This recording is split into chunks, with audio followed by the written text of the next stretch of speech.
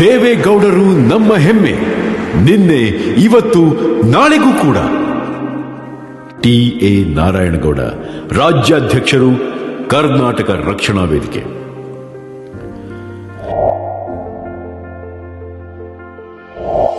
ಕಾವೇರಿ ನ್ಯಾಯಾಧಿಕರಣ ನೀಡಿದ್ದ ಮಧ್ಯಂತರ ತೀರ್ಪಿನ ವಿರುದ್ಧ ಮುಖ್ಯಮಂತ್ರಿ ದೇವೇಗೌಡರು ಸಿಡಿದು ನಿಂತಿದ್ದರು. ಇದು ರಾಜ್ಯಕ್ಕಾದ ಘೋರ ಅನ್ಯಾಯ, ಯಾವುದೇ ಕಾರಣಕ್ಕೂ ನೀರು ಬಿಡುವುದಿಲ್ಲವೆಂದು ಖಡಾಖಂಡಿತವಾಗಿ ಹೇಳಿದ್ದರು. ಆದರೆ ದಿನ ಕಳೆದಂತೆ ಪರಿಸ್ಥಿತಿ ಬದಲಾಗುತ್ತಾ ಹೋಗಿ ತಮಿಳುನಾಡು ರಾಜಕಾರಣಿಗಳಿಂದ ದೇವೇಗೌಡರ ಮೇಲೆ ಕೇಂದ್ರ ಸರ್ಕಾರದ ಒತ್ತಡ ಹೆಚ್ಚಲಾರಂಭಿಸಿತು.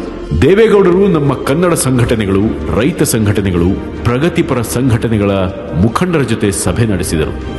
ಸಭೆಯಲ್ಲಿ ವಸ್ತುಸ್ಥಿತಿ ವಿವರಿಸಿ, ಒಂದು ವೇಳೆ ಈಗ ನಾವು ನೀರು ಬಿಡದೆ ಹೋದರೆ ನನ್ನ ಸರ್ಕಾರವನ್ನು ವಜಾ ಮಾಡಿ ರಾಜ್ಯದಲ್ಲಿ ರಾಷ್ಟ್ರಪತಿ ಆಡಳಿತವನ್ನು ಹೇರ್ತಾರೆ, ಮಿಲಿಟರಿಯನ್ನ ತಂದು ನಿಲ್ಲಿಸಿ ಕೆಆರ್ಎಸ್ನಿಂದ ನೀರು ಬಿಡ್ತಾರೆ.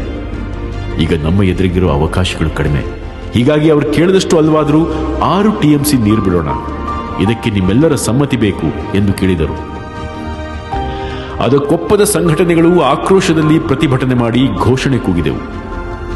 ಸಮಯದ ಇಬ್ಬಂದಿತನಕ್ಕೆ ಸಿಕ್ಕ ದೇವೇಗೌಡರು ನಮ್ಮನ್ನೆಲ್ಲ ಪೊಲೀಸ್ ಬಂಧನಕ್ಕೊಳಪಡಿಸಿ ಬಿಡುಗಡೆ ಮಾಡಿ ಕಳಿಸಿದ್ದರು.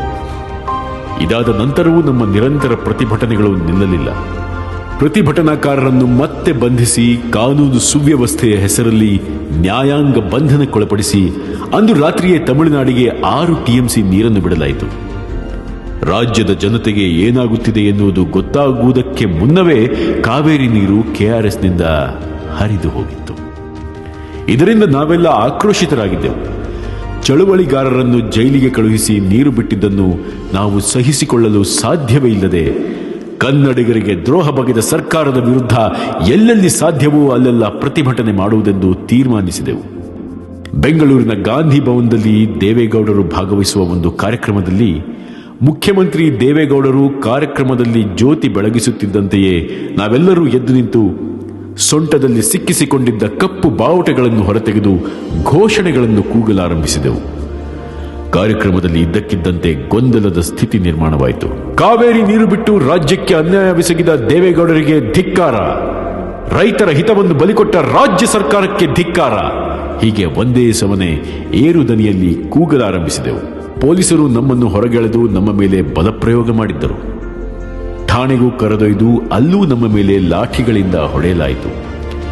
ನ್ಯಾಯಾಧೀಶರ ಮುಂದೆ ನಮ್ಮನ್ನು ಹಾಜರುಪಡಿಸಿ ಸುಮಾರು 6 ದಿನಗಳ ನಂತರ ಜೈಲಿನ ನರಕದಿಂದ ಬಿಡುಗಡೆಯಾಯಿತು. ಇದು ದೇವೇಗೌಡರು ಮುಖ್ಯಮಂತ್ರಿಗಳಾಗಿದ್ದಾಗ, ಆದರೆ ನನ್ನ ನೆನಪಿನಲ್ಲಿ ಅಚ್ಚಳಿಯದಂತಿರುವ ಕಾವೇರಿ ಕದನದ ಕನ್ನಡಿಗರ ಕರ್ಮ ಕಥೆ.